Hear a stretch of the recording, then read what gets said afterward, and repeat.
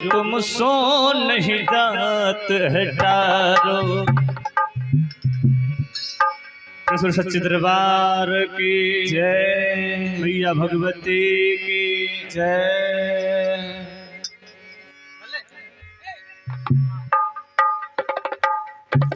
Hello hello hello, आइए एक भजन पहले हम भी हनुमान जी महाराज को सुना लेते हैं कि राम के परम प्रिय अहो शिव के दुलरवायो अंजनी के लाला। जय हो राम के परम प्रिय अहो शिव के दुलरवायो अंजनी के लाला। हमरा पे होइयो ने सहाय यो अंजनी के लाला। हमरा पे होइयो ना सहाय यो अंजनी के लाला। हमरा पे होइयो ने सहाय यो अंजनी के लाला। हमरा पे होइयो ना सहाय यो अंजनी के लाला। राम के परम प्रिय शिव के दुलरवायो अंजनी के लाला। राम के परम प्रिय शिव का दुलरवायो अंजनी के लाला। राम के परम प्रिय शिव के दुलरवायो अंजनी के लाला। राम के परम पूजा शिव का दुलरवायो अंजनी के लाला। हमरा पे होइयो ने सहाय यो अंजनी के लाला। हमरा पे होइयो ना सहाय यो अंजनी के लाला। हमरा पर होइयो ने सहाय यो अंजनी के लाला। हमरा पे होइयो ना सहाय यो अंजनी के लाला। विप्र रूप धरि यहाँ राम सो मिलिए यो अंजनी के लाला। विप्र रूप धरि आहा राम सो मिलिए यो अंजनी के लाला। भक्त प्यारे श्री हनुमान जी महाराज से कहते हैं भगवान विप्र रूप धरि यहाँ राम सो मिलिए यो अंजनी के लाला। जब भगवान श्री रामचंद्र जी भाई लखन लाल के साथ अपनी भारिया सिया जानकी की खोज के लिए वन वन भटक रहे थे, जब भटकते भटकते दोनों भाई किष्किंधा नगरी महाराज सुग्रीव के राज पहुंचे तो वहां सुग्रीव महाराज डर गए। वो सोचे कि मेरे भाई बाली ने ये दोनों सुकुमार बालों को मुझे मारने के लिए भेजा है। सुग्रीव विचार किए, विमर्श किए और आपको एक ब्राह्मण का रूप धारण करके उनसे वार्तालाप करने के लिए भेजे। तो भक्त इशारा कर रहे हैं, निवेदन कर रहे हैं विप्र रूप धरि यहाँ राम सो मिलिए यो अंजनी के लाला।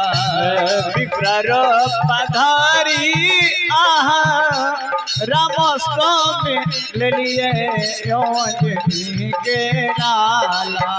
राम जी के मन हरसाय यो अंजनी के लाला।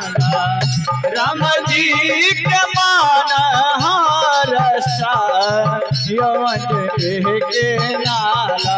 हे राम जी के मन रसा यो अंजनी के लाला राम जी के माना रसा यो अंजनी के लाला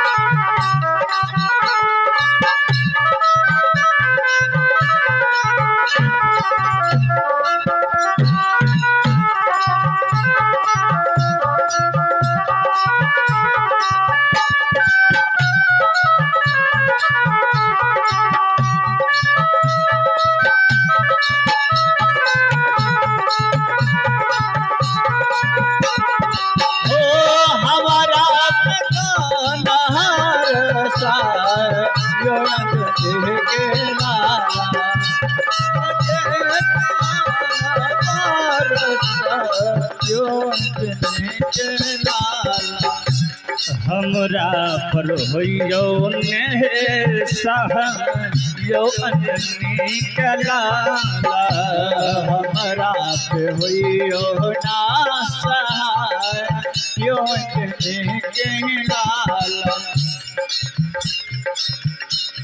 लाई सजीवन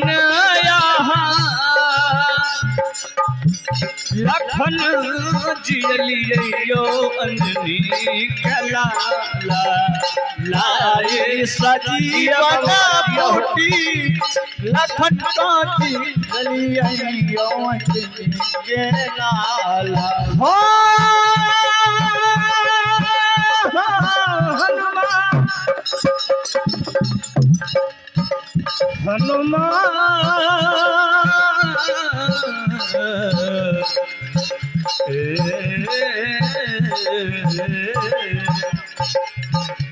लाई सजीवन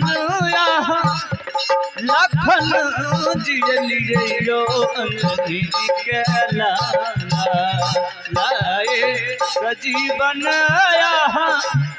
लखन जियलियो अंजनी के लाला लाई सजीवन लखन जियलियो अंजनी के लाला रावण के माना भरा यो अंजनी के लाला रावण के माना रसा यो अंजनी के लाला हे रावण के माना भरा यो अंजनी के लाला रावण के माना रसा यो अंजनी के लाला ओ राम के परम प्रिय शिव के दुलरुआ यो अंजनी के लाला राम के परम प्रिय